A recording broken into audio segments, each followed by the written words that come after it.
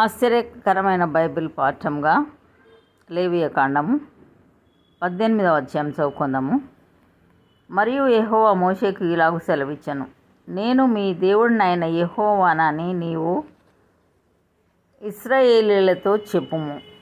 మీరు నివసించిన ఐగుప్తు దేశాచారముల చొప్పున మీరు చేయకూడదు. నేను మిమ్మును రప్పించుచున్న కనాను దేశాచారముల చొప్పున మీరు చేయకూడదు. వారి కట్టడలను బట్టి నడవకూడదు. మీరు నా విధులను గైకొనవలెను. నా కట్టడలను బట్టి నడుచుకుంటకు వాటిని ఆచరింపవలెను.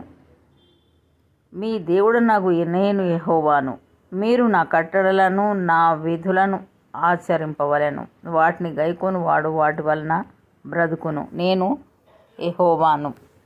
మీలో ఎవరునూ తమ రక్త సంబంధుల మానచ్ఛాదనమును తీయుటకు వారిని సమీపింపకూడదు. నేను యెహోవాను. మీ తండ్రికి మానచ్ఛాదనముగానున్న నీ తల్లి మానచ్ఛాదనమును తీయకూడదు. ఆమె నీ తల్లి, ఆమె మానచ్ఛాదనమును తీయకూడదు. నీ తండ్రి భార్య మానచ్ఛాదనమును తీయకూడదు, అది నీ తండ్రిదే. నీ సహోదరి మానచ్ఛాదనమును అనగా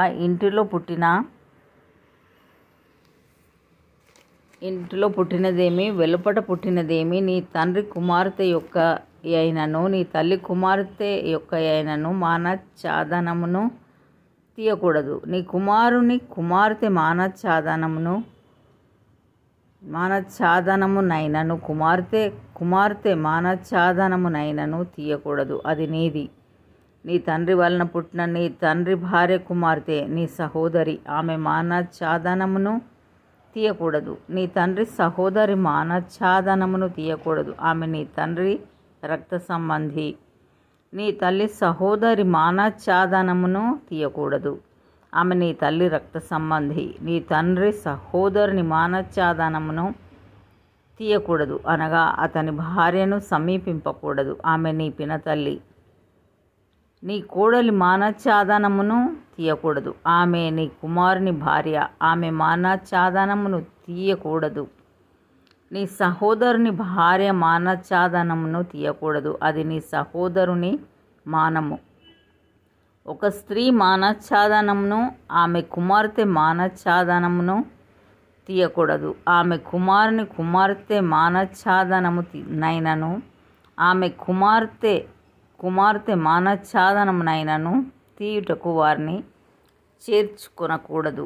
వారు ఆమె రక్త సంబంధులు, అది దుష్కామ ప్రవర్తన.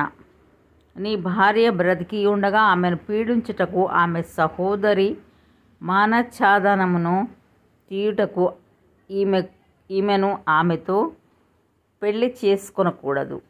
అపవిత్రత వలన స్త్రీ కడగా ఉండునప్పుడు ఆమె మానచ్ఛాదనమును తీయుటకు ఆమెను సమీపింపకూడదు. నీ పొరుగువాని భార్య యందు నీ వీర్యస్ఖలనము చేసి ఆమె వలన అపవిత్రత చేసుకొనకూడదు. నీవు ఏమాత్రమును నీ సంతానమును మోలెకు నిమిత్తము అగ్నిగుండమును దాటనీయకూడదు. నీ దేవుని నామమును అపవిత్రపరచకూడదు. నేను యెహోవాను. స్త్రీ శయనం వలె పురుష శయనము కూడదు, అది హేయము. ఏ జంతువునందును నీ స్ఖలనం చేసి దాని వలన అపవిత్రత చేసుకొనకూడదు. జంతువు స్త్రీని పొందునట్లు ఆమె దాని ఎదుట నిలువరాదు, అది విపరీతము. వీటిలో దేని వలనను అపవిత్రత చేసుకొనకూడదు. నేను నీ ఎదుట నుండి వెళ్ళగొట్టుచున్న జనములు వాటన్నిటి వలన అపవిత్రులైరి. ఆ దేశము అపవిత్రత కలది గనుక నేను దాని మీద దాని దోష శిక్షను మోపుచున్నాను. ఆ దేశమందు కాపురమున్న వారిని వెళ్ళగ్రక్కి వేయుచున్నది.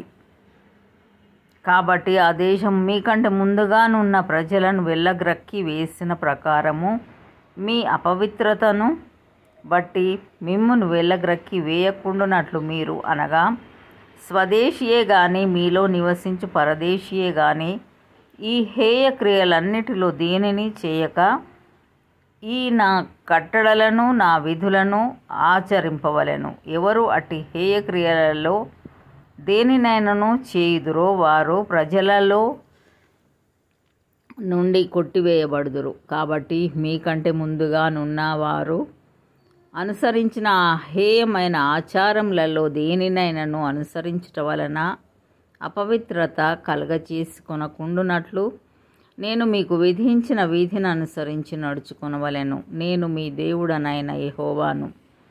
ఇంతటితో ఈ దినం కొరకైన బైబిల్ పాఠము సరే.